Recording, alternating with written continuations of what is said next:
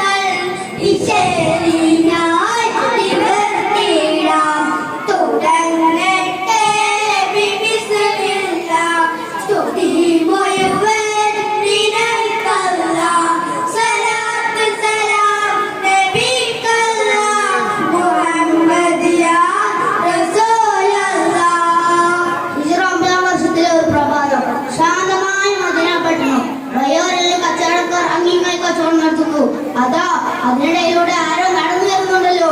ഒന്നും രണ്ടുമല്ല, ഒരു കൂട്ടം ആളുകളവർ. കെട്ടുമട്ടും കണ്ടാൽ അറിയാം അത് രജിത്കാരാണ്. അവരും അടുത്തെത്താറായി. രജിത്തിൽ നിന്നുള്ള ബനൂഹനീഫ ഗോത്രക്കാരാണവർ. അവരുടെ ഒട്ടകങ്ങളെയും കുതിരകളെയും ഒരു മരച്ചുവട്ടിൽ ബന്ധിച്ച് കൂട്ടത്തിൽ മുസൈമത്ത് ബിൻ അബീബ് അൻഫി എന്ന് പറയുന്ന ചെറുപ്പക്കാരെ അവിടെ നിർത്തി. അവർ പ്രവാചക സന്നിധിയിൽ എത്തിക്കൊണ്ട് പറഞ്ഞു, സലാം സലാം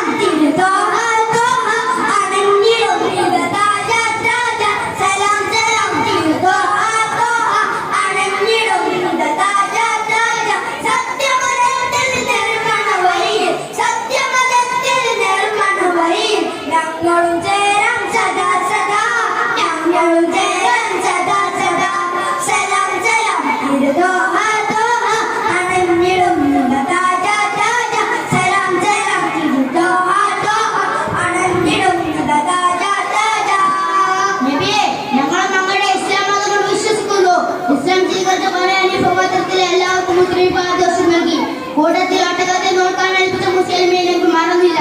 അവർ തിരിച്ചതിലേക്ക് യാത്രയായി. അതുകൊണ്ട് ആളുകൾ കഴിഞ്ഞില്ല.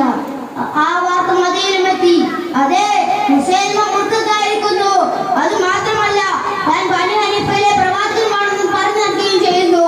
നാൾക്കുനാൾ മുസൈലിമയുടെ ആളുകളുടെ എണ്ണം വർദ്ധിച്ചു വരികയാണ്. മുസൈലിമയുടെ ധിക്കാരം വർദ്ധിച്ചപ്പോൾ അവൻ ശക്തമായ താക്കീത് നൽകാൻ മുസ്ലിം തീരുമാനിച്ചു. പക്ഷേ കത്തുമായി ആരെയായിരിക്കും? നമ്മുടെ കഥാപുരുഷൻ ഹബീബ് മുസ്ലിം തെരഞ്ഞെടുത്തു. ബദറുമോതുമൊക്കെയുള്ള എല്ലാ യുദ്ധത്തിലും അദ്ദേഹം പങ്കെടുത്തിട്ടുണ്ട്. കത്തുമായി നജിലേക്ക് പോകാൻ നിയോഗിച്ചു. ഈ ഉത്തരവാദിത്വം ധൈര്യപൂർവ്വം അവനെ ഏറ്റെടുത്തു.